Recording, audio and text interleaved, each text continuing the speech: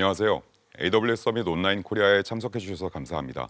저는 AWS 코리아에서 근무하고 있는 솔루션스 아키텍트 온정상입니다.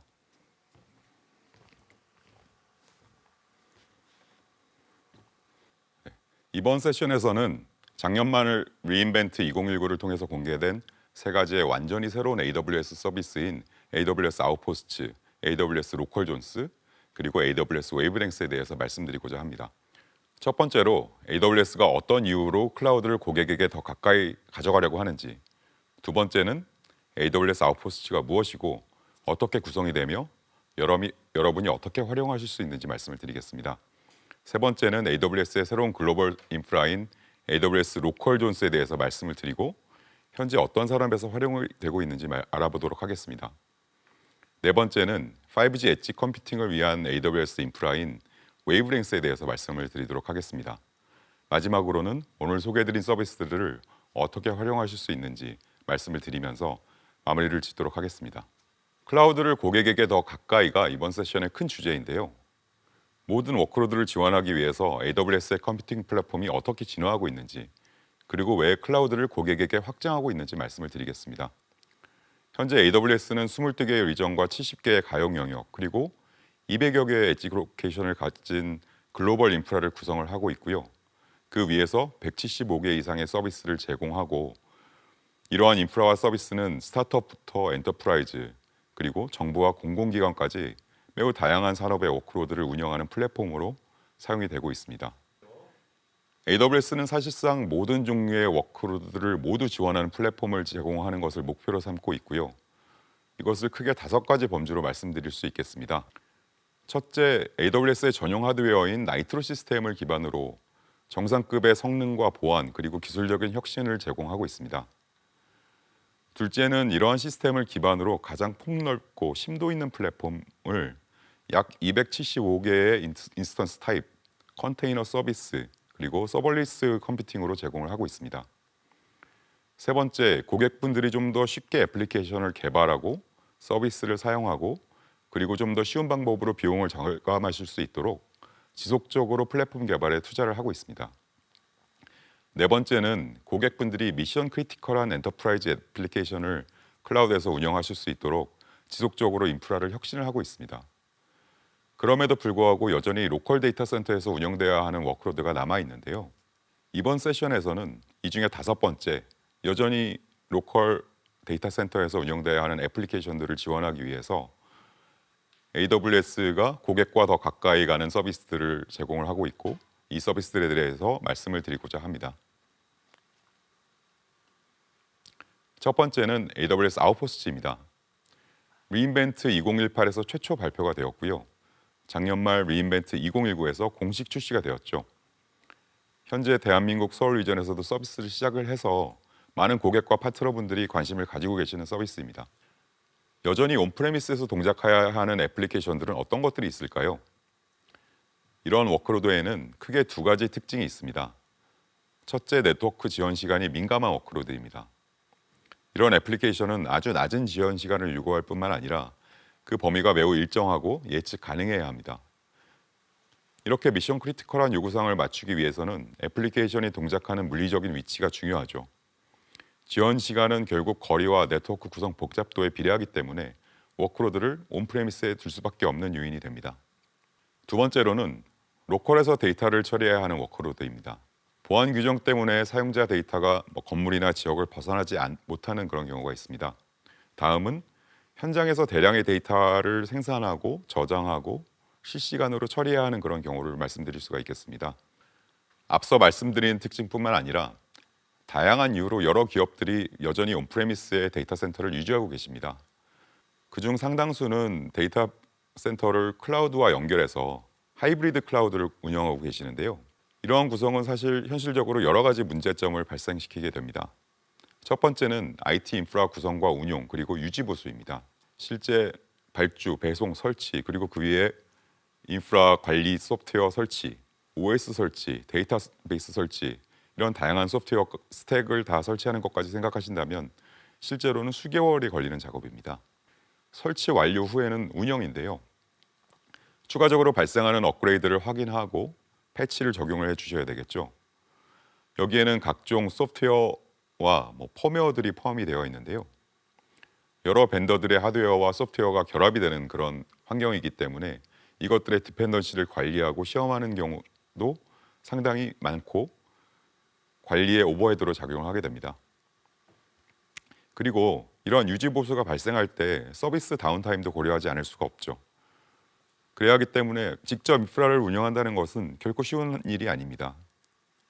다음은 개발자에게 주어지는 도전입니다.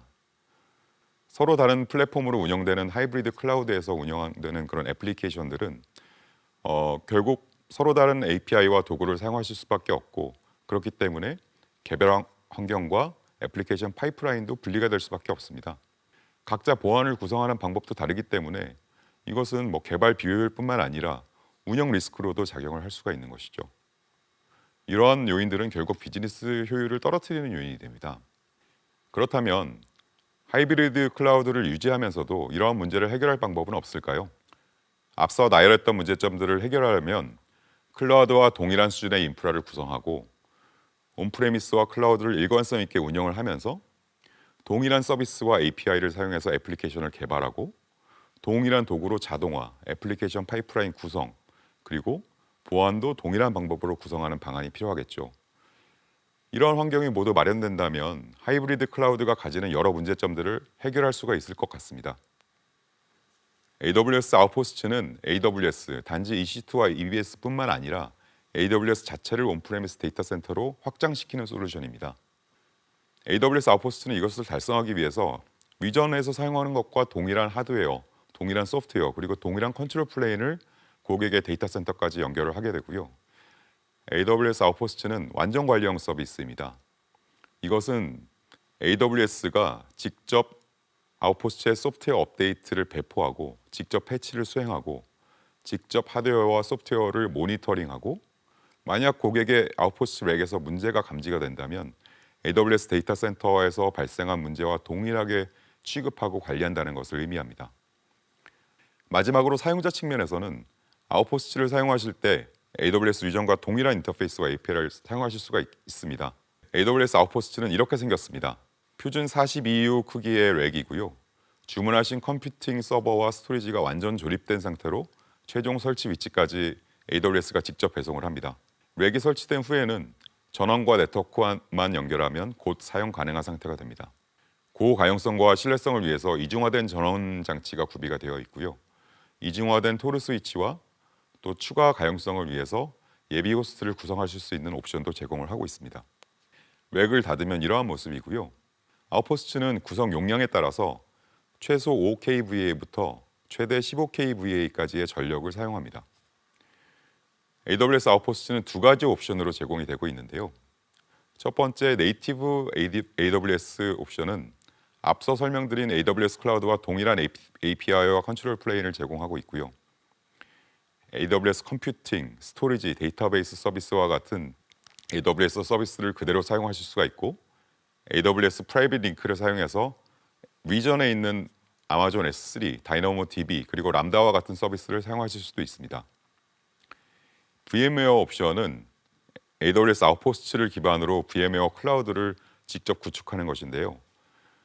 이렇게 되면 VM웨어 컨트롤 플레인과 API를 그대로 활용하실 수가 있고 VM웨어 소프트웨어 디파인드 데이터 센터, 즉 VM웨어의 컴퓨트 스토리지 그리고 네트워킹을 그대로 제공하기 때문에 기존의 VM웨어를 사용해서 온프레미스 데이터 센터를 구성하셨던 경우라면 인프라 관리에 대한 부담을 줄이시면서도 동일한 관리 체계와 또 추가적으로 AWS 서비스를 연동할 수 있는 그런 방법을 제공합니다. 아웃포스트는 여러 가지의 EC2 인스턴스 타입으로 구성을 하실 수가 있는데요. 모두 AWS 나이트로 시스템을 기반으로 만들어져 있고 AWS 리전에서 현재 사용되는 것과 동일한 가장 최신 세대의 서버들입니다. M5 인스턴스는 CPU, 메모리 그리고 네트워크 성능이 조화를 이루는 구성으로 웹 애플리케이션, 엔터프라이즈 애플리케이션을 위한 백엔드 서버와 같은 그런 범용 워크로드에 적합하고요. C5 인스턴스는 CPU 파워에 좀 더 중점을 두는 워크로드에 적합한 인스턴스로 고성능의 컴퓨팅이 필요한 미디어 변환이나 게이밍 서버와 같은 애플리케이션에 적합합니다. R5 인스턴스는 대용량의 데이터를 메모리상에서 처리해야 하는 인메모리 데이터베이스나 실시간 데이터 처리를 해야 하는 그런 애플리케이션에 적합합니다. G4 인스턴스는 고성능 CPU와 GPU를 결합한 인스턴스입니다. 머신러닝과 그래픽 처리 워크로드인 이미지 태깅, 사물 감지, 추천 시스템과 같은 머신러닝 애플리케이션에 사용될 수가 있고, 그래픽 워크스테이션이나 비디오 트랜스코딩, 그리고 클라우드 게임 스트리밍과 같은 그래픽 작업에 특화된 애플리케이션에도 적합합니다. i3 인스턴스는 높은 I/O 대역폭을 제공하는 NVMe SSD를 제공하는 인스턴스로 인메모리 데이터베이스나 데이터 웨어하우징, 일래스틱 서치, 그리고 데이터 애널리틱스와 같은 워크로드에 적합합니다. 추가로 아웃포스트는 블록 스토리지인 로컬 인스턴스 스토어와 EBS를 지원을 합니다. 역시 AWS 리전과 동일하게 부팅이나 데이터 볼륨으로 사용을 하실 수가 있고요. 참고로 보안을 위해서 아웃포스트에서 사용되는 모든 EBS와 EBS 스냅샷은 기본적으로 암호화가 적용되어 있다는 점도 알아두시면 좋겠습니다. 컴퓨팅과 스토리지 외에도 AWS 아웃포스트에서 로컬로 직접 구동되는 서비스들이 있습니다. 네트워킹 역시 AWS 리전과 동일하게 VPC로 구성을 하실 수가 있고, AWS의 관리형 데이터베이스인 아마존 RDS를 통해서 로컬 데이터베이스를 구성하실 수가 있고요. AWS의 관리형 컨테이너 서비스인 ECS와 EKS 이외에도 아마존 EMR을 활용해서 온프레미스 데이터 센터에 직접 애널리틱스 플랫폼을 구성하실 수가 있습니다. AWS 아웃포스트 안에서 직접 구동되는 서비스가 아니더라도 AWS 프라이빗 링크나 퍼블릭 엔드포인트를 사용해서 AWS 리전에서 제공되는 아마존 S3나 다이너모 DB와 같은 서비스도 사용하실 수가 있습니다. 이외에도 아마존 S3나 애플리케이션 로드 밸런서, 세이지메이커와 같은 서비스들이 아웃포스트에서 직접 구동되실 수 있도록 향후 출시될 예정입니다. 이외에도 AWS 리전에서 사용하고 계시는 API와 도구들을 동일하게 사용하실 수가 있습니다. 그럼 VPC가 어떻게 확장되는지 알아보겠습니다. 보시는 것과 같이 AWS 리전의 VPC를 생성하고 각각의 가용 영역의 서브넷을 생성하고 있는 현재의 구성에서 리전에서 새로운 서브넷을 생성할 때 가용 영역을 지정하시는 것처럼 대신에 아웃포스트를 지정하고 VPC와 연동을 하면 자연스럽게 VPC가 아웃포스트로 확장이 됩니다. 이때 아웃포스트에 생성된 인스턴스는 VPC의 IP 주소 대역을 그대로 사용하기 때문에 아웃포스트 내부의 다른 인스턴스나 또는 리전의 다른 인스턴스와 동일한 IP로 통신을 할 수 있게 됩니다. 아웃포스트는 리전과 동일한 컨트롤 플레인을 사용하기 때문에 아웃포스트 안에서도 AWS 프라이빗 링크나 퍼블릭 엔드포인트를 통해서 다른 AWS 서비스를 이렇게 접근하실 수 있는 것을 보실 수가 있습니다. AWS 아웃포스트의 이러한 구조 덕분에 사용자 입장에서는 로컬에서 아웃포스트를 사용하시더라도 AWS를 사용하시는데 전혀 제약이 없습니다. 아웃포스트 렉이 고객의 데이터 센터의 로컬 네트워크에 어떻게 연결되는지 보겠습니다. 아웃포스트의 토르 스위치의 포트로 데이터 센터의 스위치 장비에 연결이 되게 되고요. 아웃포스트의 가상 인터페이스의 VLAN을 설정하고 그 포트들을 LACP로 묶어서 스위치에 연동을 하고, 이후에 아웃포스트의 로컬 게이트웨이를 사용해서 로컬 네트워크의 라우팅을 연동해서 사용하실 수가 있습니다. 이렇게 네트워크 레이어 1, 2, 그리고 3가 고객의 스위치 장비와 연동이 됩니다. 이렇게 온프레미스 데이터 센터에 설치하고 AWS 리전과 그리고 고객 데이터 센터 네트워크에 연결된 아웃포스트는 다양한 비즈니스 용도로 활용될 수가 있습니다.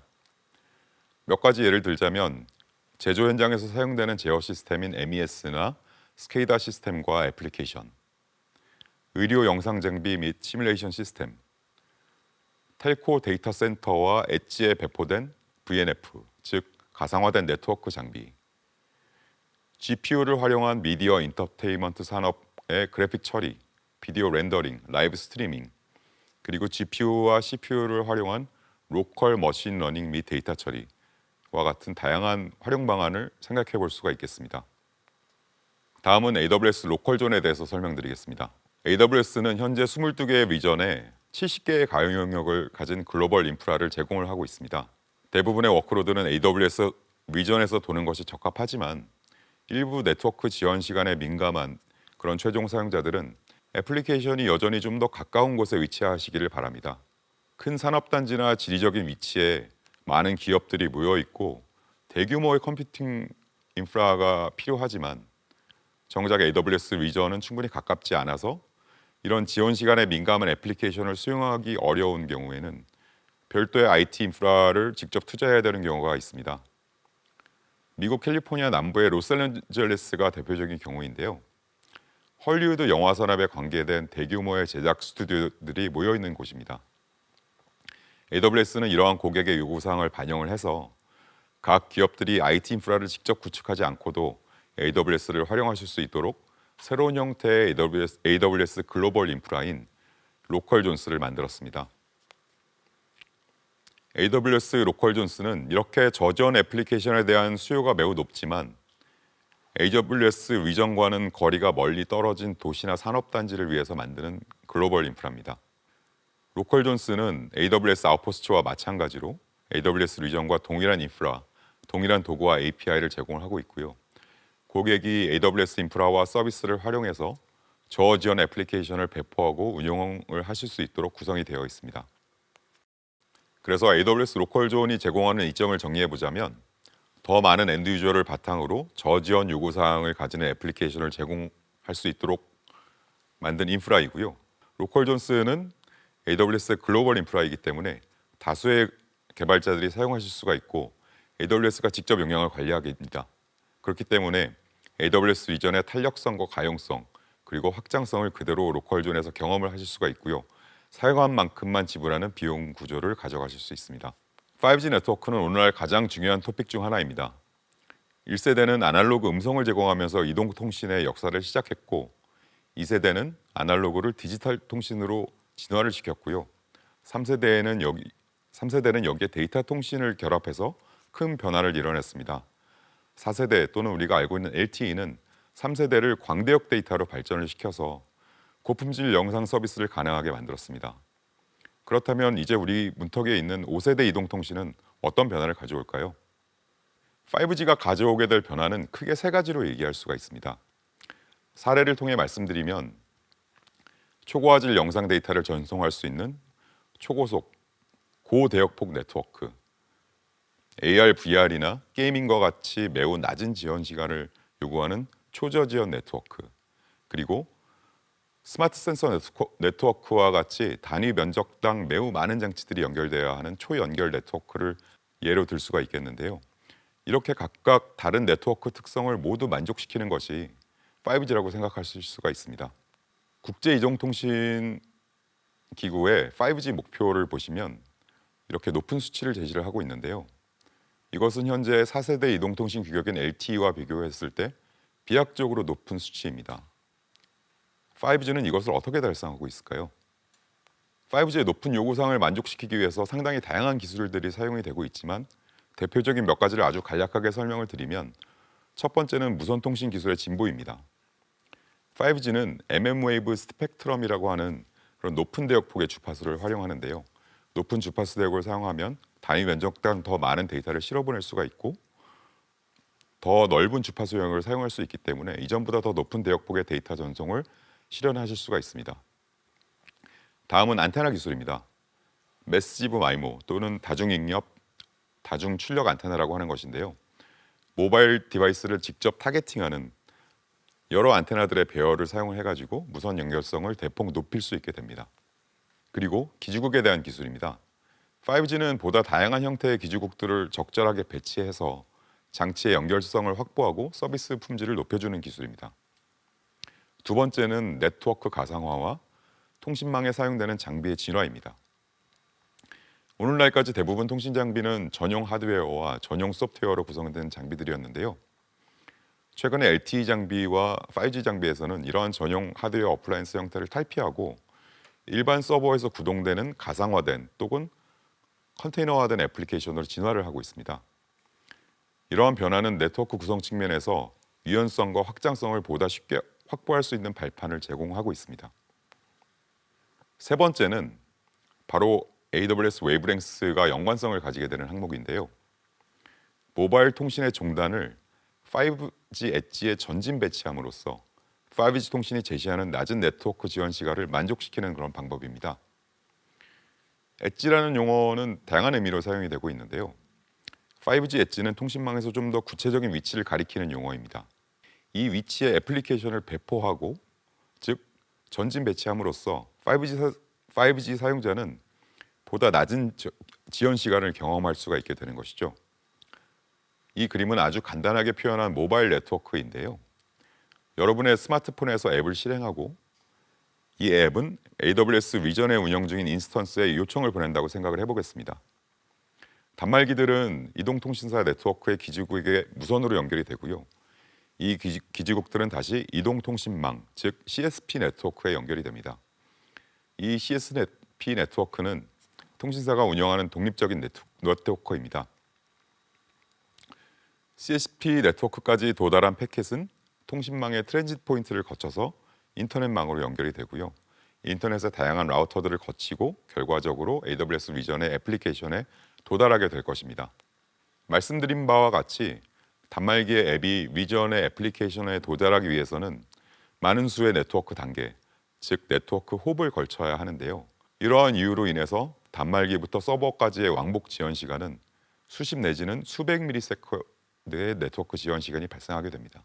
이러한 패킷은 인터넷을 거치기 때문에 그때그때 가장 최적화된 라우팅 경로에 따라서 이동을 하게 되고요. 많은 네트워크 홉과 높은 지연 시간을 유발하는 그런 요인으로 작용하게 됩니다. 만약 5G CSP 네트워크 안에서 바로 컴퓨팅을 수행한다면 어떨까요? 첫 번째, 네트워크 패킷이 이동해야 하는 거리가 비약적으로 짧아지겠죠. 그리고 인터넷과 다르게 CSP 네트워크는 패킷 라우팅이 철저하게 이루어지는 그런 망이기 때문에 네트워크 홉수가 아주 작아질 것입니다. 결과적으로 훨씬 낮은 네트워크 지연 시간을 안정적으로 확보할 수 있게 됩니다. 동일한 이유로 짧아진 거리와 제어된 라우트 경로로 인해서 네트워크 지연 시간의 변화, 즉 지터가 감소하게 되고요. 서로 다른 기지국에 연결된 단말 간에서도 유사한 수준의, 그리고 예측 가능한 수준의 지연 시간을 제공할 수 있게 됩니다. 이런 네트워크 특성은 단말기 간 서로 실시간으로 동기화를 해야 하는 애플리케이션들에게는 아주 중요한 특성입니다. 다음은 많은 데이터를 업로드하고 데이터를 후처리해야 하는 그런 경우를 말씀드리겠습니다. 24시간 365일 동작하는 감시 카메라들이 5G로 계속 영상 스트리밍을 업로드하고 이 영상을 받아서 머신러닝을 통해서 사물 인식을 해야 하는 그런 경우를 예로 들어보겠습니다. 처리해야 하는 데이터도 워낙 많기 때문에 네트워크 부하도 높아지고 머신러닝까지 고려한다면 많은 컴퓨팅 파워가 필요할 텐데요. 이런 워크로드를 CSP 네트워크의 5G 엣지에서 바로 처리하고 머신러닝도 한다면, 그리고 인코딩까지 수행을 해서 필요한 데이터만 클라우드에 업로드를 한다면 대역폭을 상당히 절감할 수 있게 되겠죠. 이것 역시 5G 엣지에서 클라우드 컴퓨팅을 수행함으로써 얻을 수 있는 장점 중에 하나입니다. 이렇게 5G 엣지에 설치된 AWS 인프라를 웨이브랭스 존이라고 부릅니다. 웨이브랭스 존은 이동통신 사업자의 5G 엣지 네트워크에 AWS 인프라를 설치하고 그 위에서 AWS 서비스를 운영할 수 있는 물리적인 위치를 지칭하는 것입니다. AWS 웨이브랭스 존은 오늘 소개해드렸던 다른 서비스와 마찬가지로 AWS 위전과 동일한 인프라, 동일한 컨트롤 플레인, 그리고 동일한 API와 도구를 제공을 합니다. 두 번째는 웨이브랭스의 중요한 특징인데요. 이동통신 사업자의 데이터 센터에 설치되어서 그곳에서 운영된다는 점입니다. 세 번째 특징은 웨이브랭스가 AWS 위전에서 직접 관리되고 모니터링이 된다는 점입니다. 웨이브랭스는 네트워크로 각 지역의 위전과 연결이 되어 있고요. 이 컨트롤 플레인을 통해서 AWS가 직접 웨이브랭스의 하드웨어와 소프트웨어를 모니터링합니다. 마지막으로 통신사업자의 5G 네트워크와 직접 연동이 되어 있다는 점입니다. 이 점이 웨이브랭스를 특징짓는 가장 중요한 요소이고 짧은 네트워크 지연 시간을 확보할 수 있도록 해주는 주요 요인이라고 말씀드릴 수 있겠습니다. 따라서 웨이브랭스 존에 애플리케이션을 배포하신다면 5G 디바이스의 애플리케이션은 기지국을 거쳐서 바로 통신사업자의 네트워크에 연결이 되고요. 별도 퍼블릭 인터넷을 거치지 않고 이 위치에서 바로 웨이브랭스 존의 인스턴스에 연결하도록 구성을 하실 수가 있습니다. AWS는 현재 미국의 버라이즌, 유럽의 보다폰, 일본 KDDI, 그리고 가장 중요한 것이죠. 대한민국의 SKT와 파트너십을 맺고 웨이브랭스 파일럿 서비스를 준비하고 있습니다. 저희는 대한민국, 미국, 유럽, 그리고 일본뿐만 아니라 전 세계에 걸쳐서 웨이브랭스 존을 확장할 계획이고요. 앞으로 개발자분들은 AWS 웨이브랭스 존에 통해서 전 세계의 5G 엣지 네트워크의 애플리케이션을 배포할 수 있게 됩니다. 이 그림은 향후 글로벌로 확장될 가상의 웨이브랭스 존을 나타내는 것이고요. 실제 웨이브랭스 존에 대한 계획을 반영하시는 것은 아니기 때문에 이 점 주의를 말씀드리겠습니다. 그럼 AWS 웨이브랭스 존의 애플리케이션이 배포되고 5G 네트워크를 활용하는 형태를 간략하게 설명을 드리겠습니다. 첫 번째, 앞서 말씀드렸던 것 같이 웨이브랭스 존은 AWS 리전과 연결이 되어 있고요. 이 네트워크를 통해 관리와 모니터링을 수행합니다. 이것은 백엔드에서 일어나고 있는 거기 때문에 개발자분들이 걱정하실 필요는 없고요. 두 번째 네트워크 연결은 VPC를 웨이브랭스 존에서 리전으로 확장하기 위한 것입니다. 개발자는 리전의 VPC와 서브넷을 만들고 인스턴스를 생성할 수가 있고요. 이 VPC를 웨이브랭스 존으로 확장하고 동일하게 서브넷을 생성하고 그 안에 인스턴스를 띄우게 되면 동일한 VPC 안에서 애플리케이션 중 네트워크 지원 시간이 민감한 구성 요소는 웨이브랭스에 배포하고 그렇지 않은 구성 요소는 리전에 배포를 해서 운영을 하실 수가 있습니다. 이 VPC는 하나뿐만 아니라 여러 개의 웨이브랭스 존으로도 확장이 될 수가 있는데요. 예를 들어서 만약에 대전과 부산에 웨이브랭스 존이 있다라고 하면 서울 리전의 VPC를 생성을 하시고 그 하나의 VPC 안에 대전 웨이브랭스 존과 부산 웨이브랭스 존을 구성하실 수가 있게 되는 것이죠. 세 번째는 VPC를 제외한 다른 네트워크 엔드포인트와 연결을 가능하게 해주는 캐리어 게이트웨이에 대한 내용입니다. 이 캐리어 게이트웨이는 5G 액세스 네트워크를 통해서 사용자 단말의 애플리케이션에 직접 연동을 가능하게 해주고요. 이외에도 아마존 S3와 다이너모 DB와 같이 VPC 외부에 있는 AWS 서비스, 그 서비스의 엔드포인트를 연동을 할 수 있도록 해줍니다. 또 AWS 리전이 아닌 인터넷상의 다른 서버나 자원에 접근해야 하는 그런 애플리케이션들이 있을 텐데요. 그런 경우에 역시 캐리어 게이트웨이를 통해서 인터넷 연결을 제공합니다. 여기까지 AWS 웨이브랭스 설명을 모두 마치도록 하겠습니다. 이번 세션에서는 고객에게 더 가까이 다가가는 클라우드 서비스인 AWS 아웃포스트, 로컬 존스, 그리고 AWS 웨이브랭스에 대해서 소개를 드렸습니다. 아웃포스트는 대한민국에 정식 출시가 되었고 현재 많은 고객분들이 관심을 보여주고 계시는데요.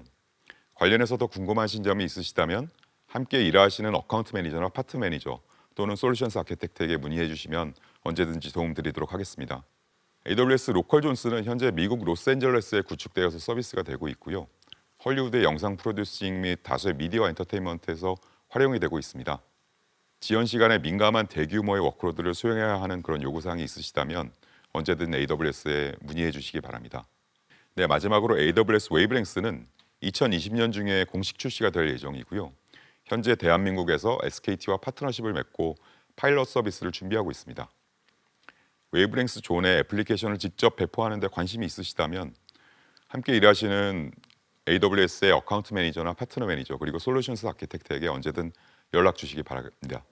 네, 이번 세션을 통해서 AWS의 새로운 서비스에 대한 이해가 깊어지는 시간이셨기를 바랍니다.